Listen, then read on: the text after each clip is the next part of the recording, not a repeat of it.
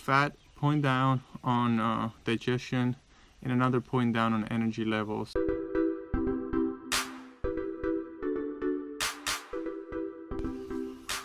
Hello, welcome to my channel. I'm a little bit on a roll here, trying to talk about some topics that I haven't really talked in a while, or I guess videos that I've been procrastinating on making. So I have a list here, and I'm gonna run through this because I have to share this. The topic for today, or for at least this video, is fat versus low fat versus no fat or high fat, whatever way you want to see it.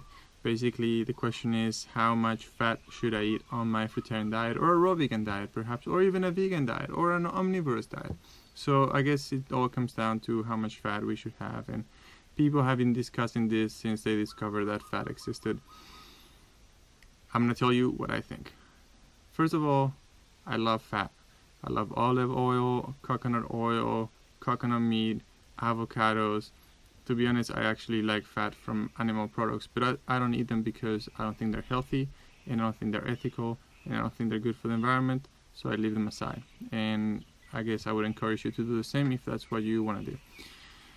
Now, from the experience that I've had here at Kanekiki and being a raw vegan slash fruitarian for the last 2 months, it's pretty interesting. You know, when I came to Hawaii 2 months ago, I was just interested in being fruitarian, and I came to a farm that's 80-10-10 inspired, sort of raw vegan community, which means that we strive to eat a 80-10-10 diet, which is by Douglas Graham's book, which basically in a nutshell means 80% of the food we consume is carbohydrates, 10% fats, and 10% protein.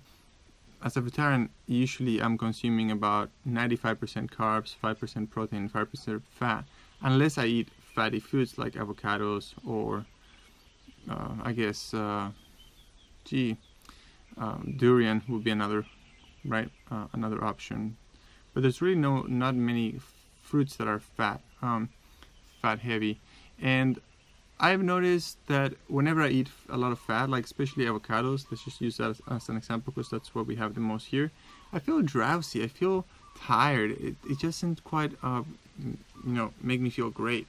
And I also noticed that my digestion slows down. Like, I don't go to the bathroom as often as I do if I'm eating only, let's say, like oranges or papayas or even bananas. It just slows down my digestion, and that just means more stuff in my body that should be outside of my body.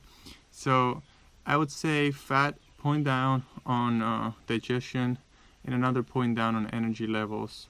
I would say the only thing that fat has that makes me feel better, that sort of makes me enjoy it, is, well, one is the taste. It tastes really good, and the other thing is that it's sort of almost like nurturing, but that's not probably the right word. I would say maybe it makes me feel cozy. It makes me feel loved. It's and some people would say, well, that's sort of like an emotional support thing, right? And I guess so, in a way. You know, a lot of times when I feel really, really down, I'll go and I get some fat avocados, and I'll have 2, maybe 3 avocados sometimes when I'm feeling really down and under the weather, and not really sick, but just emotionally hurt. I'll go for the avocados almost every time, and almost every time that I eat a lot of avocados, I just don't feel that great. I feel sleepy the next days, and there's some people that say it works for them. Some people that, for example, they won't eat anything all day, right? Intermittent fasting style, and then they'll have this big salad, 80% fat on it, just a bunch of nuts and avocado or olive oil or whatever oil they choose to add. And they say it works for them. They have energy all day, blah, blah, blah. That's great. I'm glad that people feel good. I mean, we're all the same species, so I am really confused about that. But I'm just telling you what I feel about fat. And basically, I would say keeping my fat to a minimum is ideal for me. Just doing mono meals of fruit is ideal for me right now. Thanks for watching. Please like, comment, share, and subscribe.